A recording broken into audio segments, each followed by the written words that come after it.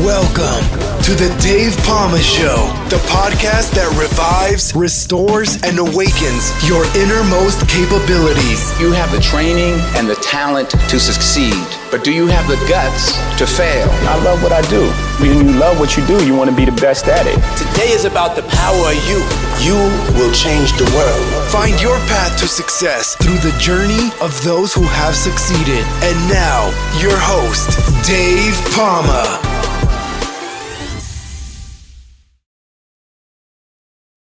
Hi, welcome back to the Dave Palma Show. And with me today, I have a weight loss and mindset expert with over 20 years of experience and a #1 best-selling author.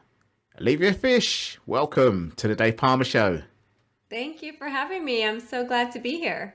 I'm so happy to have you here as well. I'm probably not as much a health and fitness expert as you, but obviously I've turned to coaching after my firefighting career, and of course I was a track and field athlete before that. So, overlapping that. So obviously I've had that's my background. I know yours is self-defense and yoga and everything else that came in between.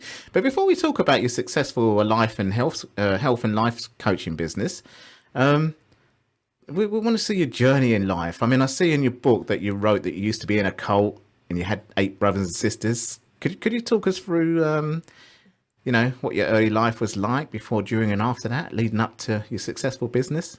Yeah, I'm happy to share. So, I write this journey about growing up in a cult, and I do have 8 brothers and sisters. Most of them are half or step. There was a lot of blended family happening. And my father and my stepmother, when I was around 5 years old, left the cult and ended up taking their kids, all of their combined kids with them, and were courageous enough to decide to create another life for themselves and for us. And those early years, I ended up disassociating a lot of what I was experiencing because it wasn't great for me. I think I used it as a defense mechanism to disassociate and block out a lot of my experiences there.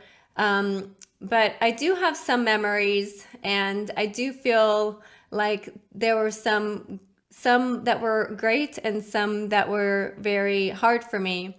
And part of my journey, from what I call in my chapter 2, Shame to Shine, was just the journey to overcome some of these really hard child adverse experiences that I had growing up.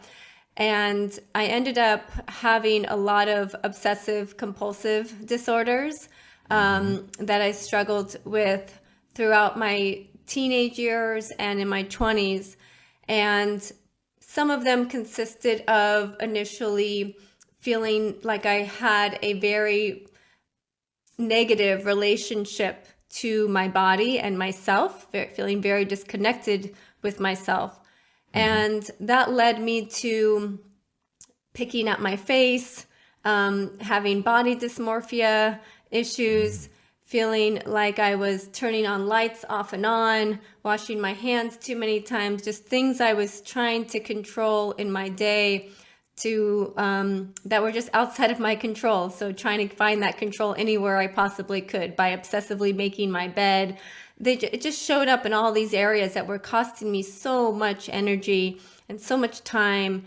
And my book is called Lose the Weight. And sometimes that weight is physical, but sometimes that weight is emotional. And so it's just my journey about, in that one chapter, I talk about that, how I was able to overcome those obsessive compulsive disorders and that compulsion and these addictions, so that I was able to connect back to myself and heal in a really beautiful way. Yeah. I suppose that sounds quite concise and sums it all up, really. So tell us how you went on that journey then. So where are you from? San Francisco, I see, is where you're based now. Yeah. So I grew up in Los Angeles. So I was in LA. And then I ended up moving, my family and I moved when I was around teenage years to Santa Rosa, which is in Sonoma County, north of Los Angeles, Northern California. And now I had a time in Santa Cruz. I went to Santa Cruz for school, and I'm in the Bay Area now. I'm in San Francisco with my husband and my 4-year-old daughter. So that's where I'm at now. It's very sweet. I've got a 7-year-old daughter, so I've gone through the 4-year-old daughter stage. Yeah, she's wild and crazy and all the amazing things. Yeah, exactly. Yeah. Not far off it for mine. that's I bet. Well, I don't know about lockdown now. Obviously, we had to go. Well, yeah, I mean, you must have obviously had to keep an eye on her a lot at the age of 2 to 4 years old, didn't you, really? So, wow. Well, yeah. So from Los Angeles to San Francisco, that's not too far then. It's not like from New York to LA or anything like that, is it really? Yeah, exactly. So you grew up with 8 brothers and you was in this cult. So let's see what happened after your eating disorder. What did you do in life before you actually led to fitness and stuff like that? Yeah, I'm happy to share my journey. So I talk about in the book as well. So, I was in the cult. I was definitely using disassociation to handle my experiences. Those ended up kind of morphing into obsessive compulsive disorders. And I didn't have any of this language, by the way, at the time. I wasn't getting any professional help. This is everything now in hindsight, and going through getting professional help that I have language for it now. But at the time, I just felt like I was in pain. I was just struggling.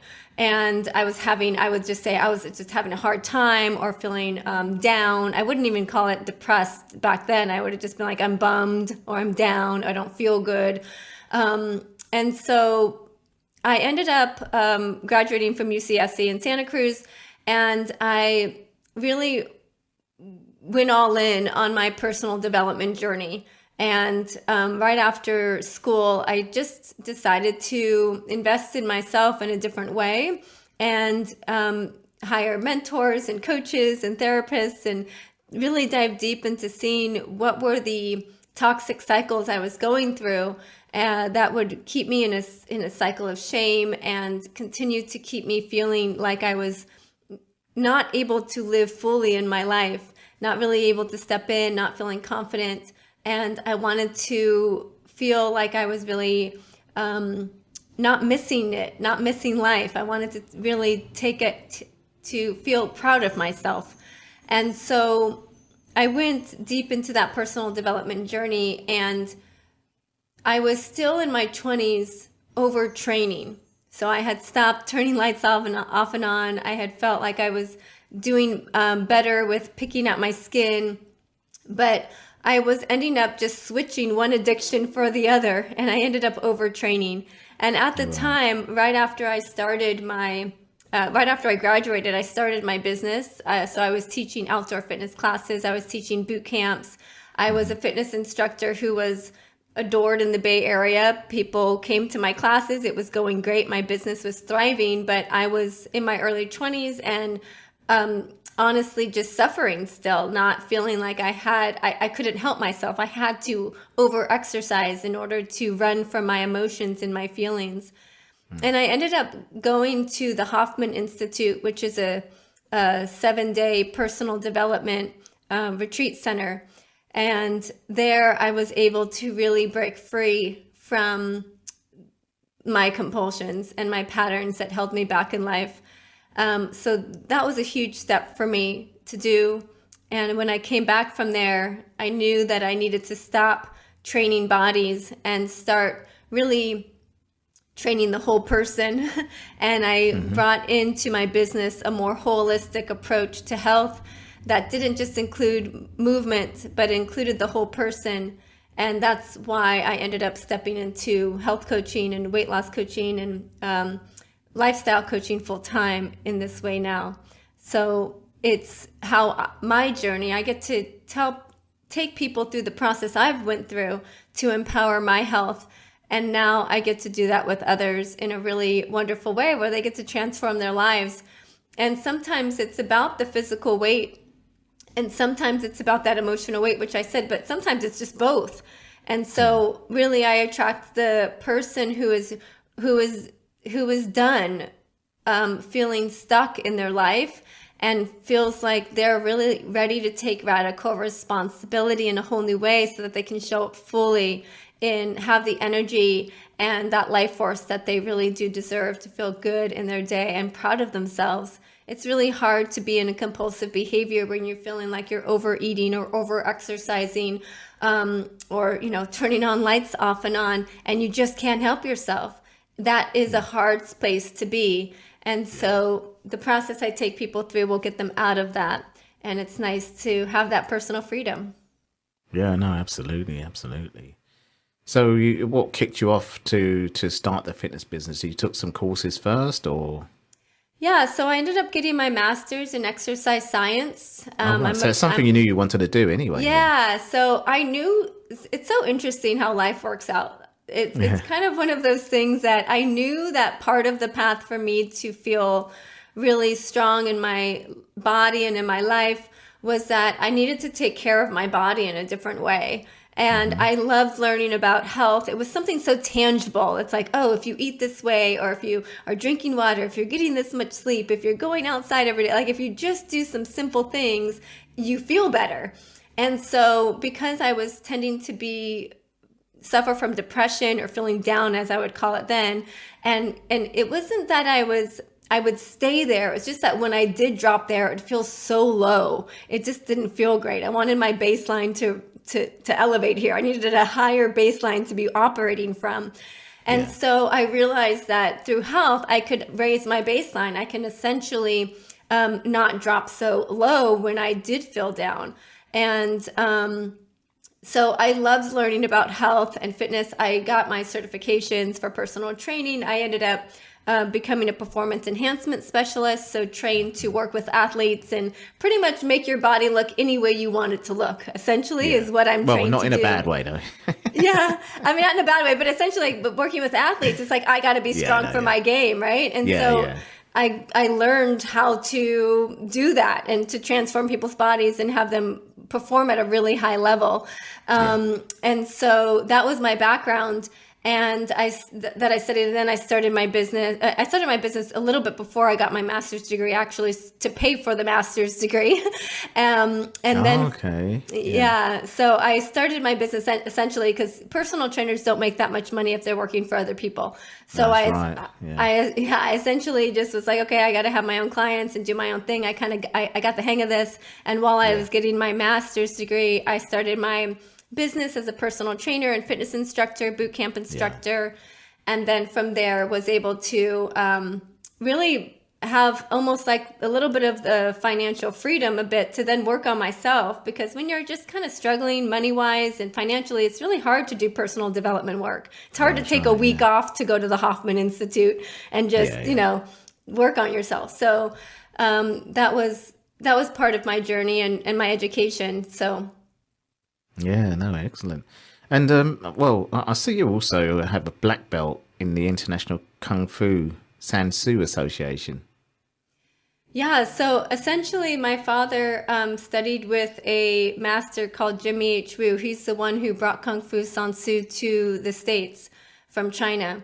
And I grew up in a martial arts studio. So my father has always had a martial arts studio. That was where we went after school every day, whether we were participating or just doing our homework on the mats. And he taught me how to fight, how to defend myself, and how to protect myself, essentially, if I needed to. So that's where that background comes from. And that's what I meant by some of it was just, that was a really wonderful part of my childhood, was learning that art of Kung Fu Sansu. And I know that so many women struggle to feel confident just going on a hike by themselves or walking at night, or just confident in their body that they're safe. And that's something that I've never had to deal with. I've never had to think about because of my background, and I appreciate that. Yeah.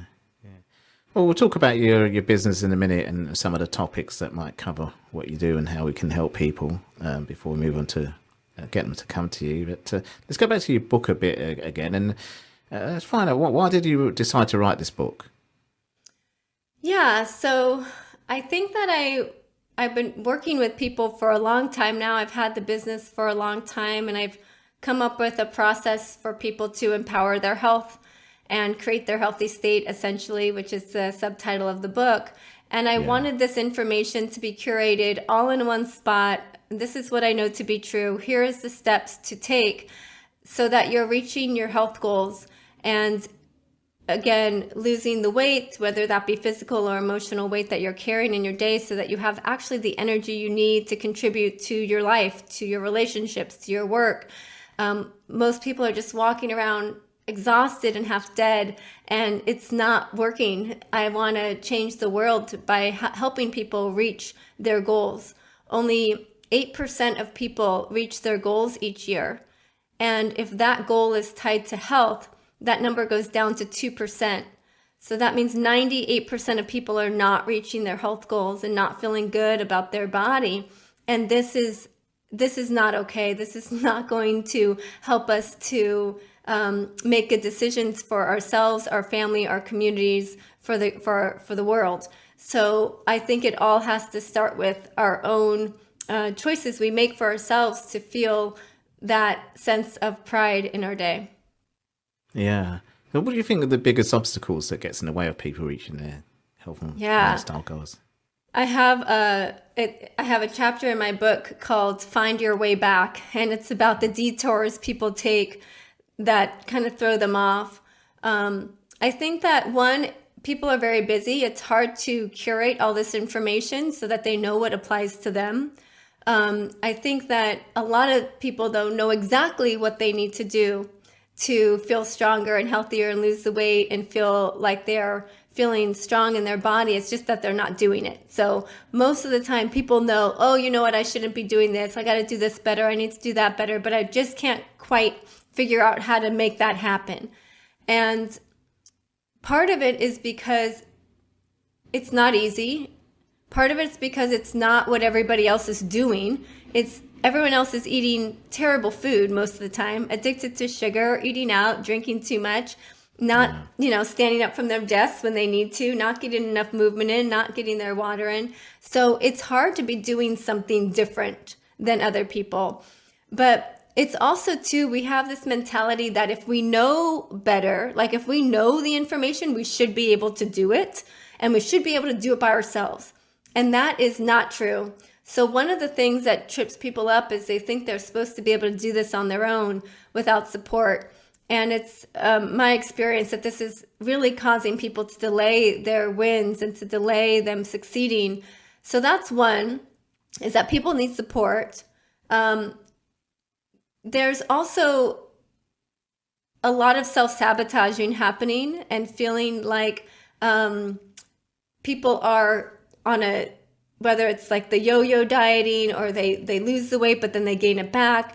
And so part of it is being able to have that support and that community so that you're able to actually, when you have that win and you start succeeding, not to self-sabotage once you're on that road to success, not to change your mind, essentially. So being able to connect to your deeper why this is important to you and be able to get the support in the community that you need to continue to show up for yourself. I don't think we have that in place. I think we have it in place if you decide you're an alcoholic or if you want to get off drugs, but you don't have it when you're just trying to have a healthy, strong body. But the compulsion is the same. The emotional eating, the compulsive feeling to overeat is the same as that compulsion to, I need a drink. And so we have to kind of make sure that we are honest with our words and get the actual support that we need to be able to thrive and to be able to amplify our life in that way. Yeah, wow. Well, I can see that obviously there's many topics you cover in your coaching business. So we'll get people to hear more about your coaching program in a minute, but let's see some of the topics that you do cover. Obviously, there's also some personal safety stuff you do as well. So living in alignment. I like the 5 steps to amplifying your life and the 5 pillars of health. Tell us about that.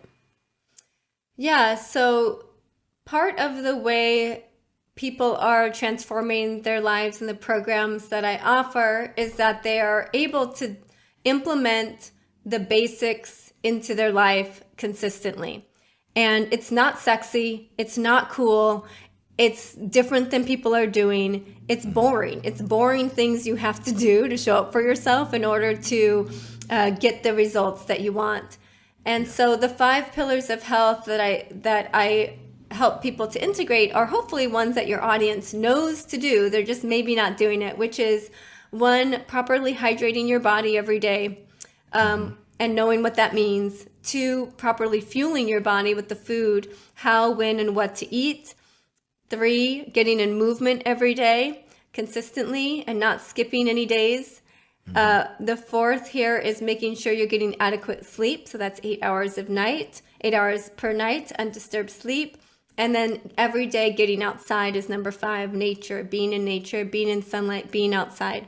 So being able to integrate these 5 pillars of health takes time and takes a little bit of support. It's hard to do all at once if none of these things are happening.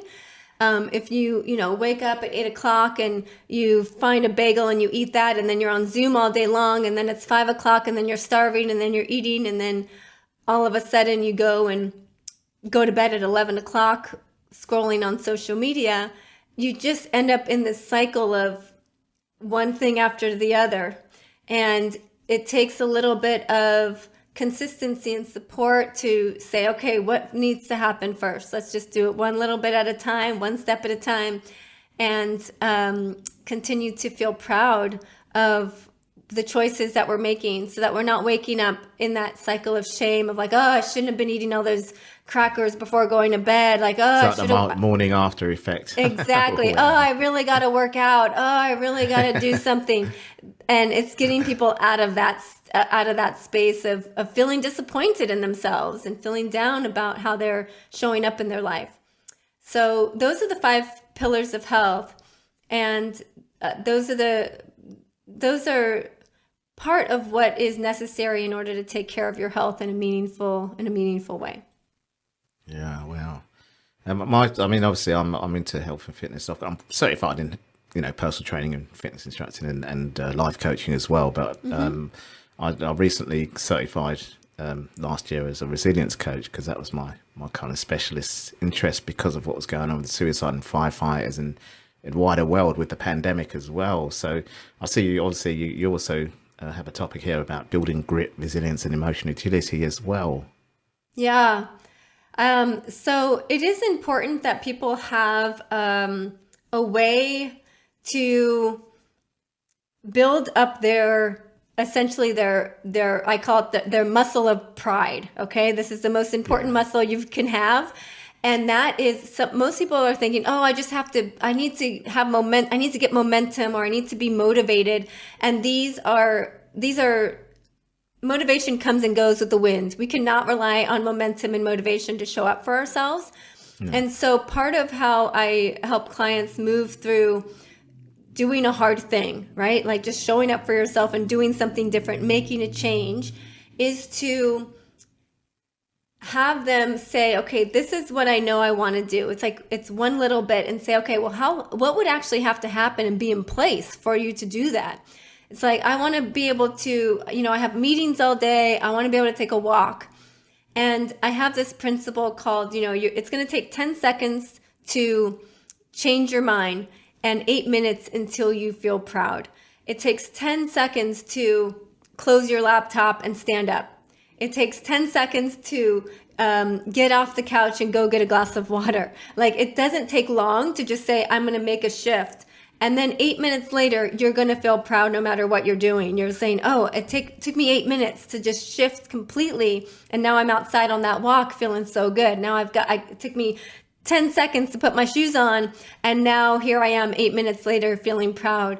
And so part of the workshops that I hold when I am going into corporations or retreat centers is taking them through a process where you can pick just one thing really at a time, but there's a process to take people through so that they're building that sense of showing up for themselves.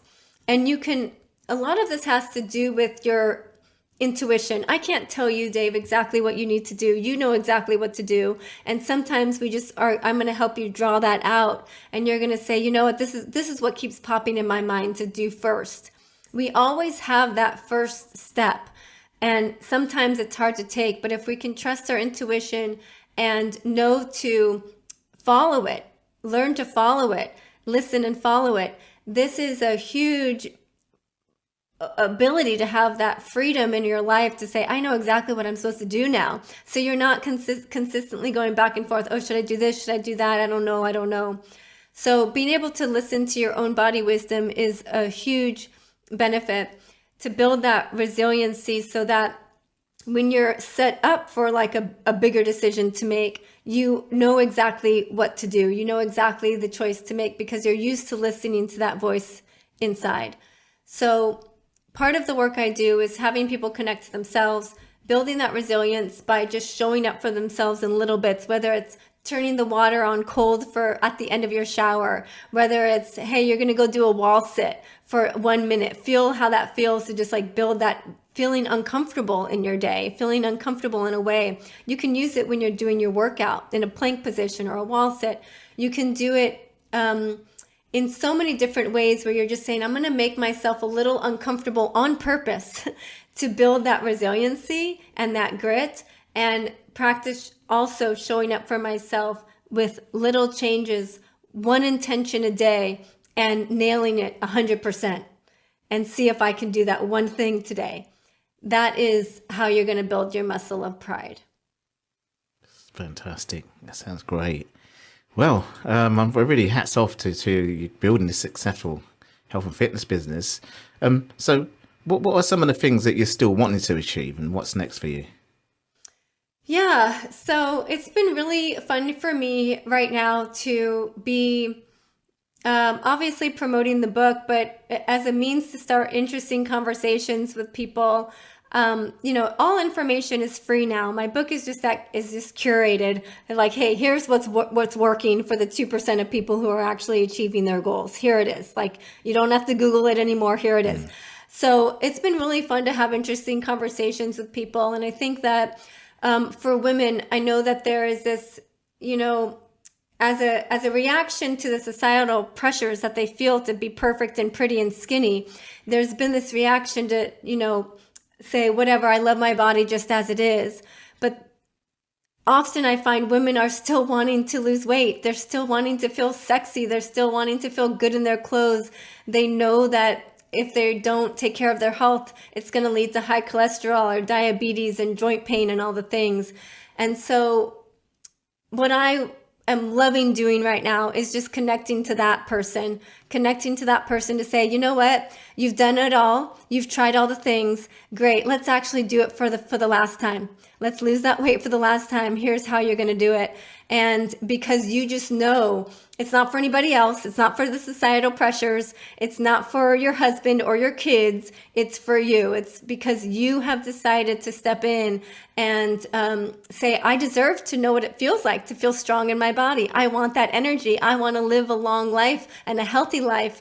And this has been my greatest joy, is talking to that person. And that's what I'm interested in doing. That's what my group program is about. That is an offshoot, essentially going through the book with me, and being able to help as many people as possible to find and create their healthy state. This is my mission in life. My mission in life is to essentially increase that 2%. And if you're feeling called to change your life in this way, that's a conversation I want to have. So that's what's happening for me right now. I'm making the rounds and calling people in to make this big shift. Wow, that's great. That's great. And I also see that you have a group coaching program that supports people, that you support people to empower their health, and also I've got a book giveaway. Can you tell us more about that before we go? Yes. So I have a group coaching program, and that is a space where we can do the thing. If you know that you're like, okay, yeah, this is resonating. Yes, I felt the pressures of society and I've been ignoring it. And what I know I just need to also just do. I'm no longer using it as an excuse not to do it. I have to just show up for myself. And this is the thing I know I need to do. This is a program for you. It's not, it's no fluff. It's like, no, here's the support you need. Here's the accountability you need. And here's the process to go through. And it's been really fun for me to take people through that. So if anybody's interested, that is available for you to apply to. I am going to give away my book to your audience. So if you go to losetheweightbook.com, you will get a free copy, a free PDF of my book. Again, information is free. It's not information that changes people's lives. It's actually applying that information. Go and download this book. If you're feeling like you're going to need support to do this, come and call me. Okay. That's when you can contact me. And spread the word. You know, there might be people in your life that maybe don't have to lose the physical weight, but need to lose the emotional weight. And it's still just as exhausting. We have to take ownership of our life in a whole new way so that we are feeling empowered and can be up to purposeful work. That is what's going to make you feel like you are not living with regret and choosing the life enhancing option. Excellent. Well, Olivia, it's really great, fantastic having you on my show today. And of course, having another coach, a fellow coach. Of course, we come from different backgrounds, but of course, the end result, what we want for people is the same. Yeah. You know, to live the life they want and get healthy and well and stay there, so. Absolutely. There's many coaches out there, and that's why you're here today. So thanks a lot for coming on the show and sharing with my audience today. Oh my gosh, it's been such a pleasure. Thank you for having me, Dave. That's all for this episode. Thanks for listening, and remember, if you want to support what we do, then share, subscribe, and leave a review over on Apple Podcasts, or head over to my website, davepalmer.com, and click on Rate Show. Well, that's all for now, but I'll see you in the next episode of The Dave Palmer Show. Follow us on Facebook, Twitter, and Instagram.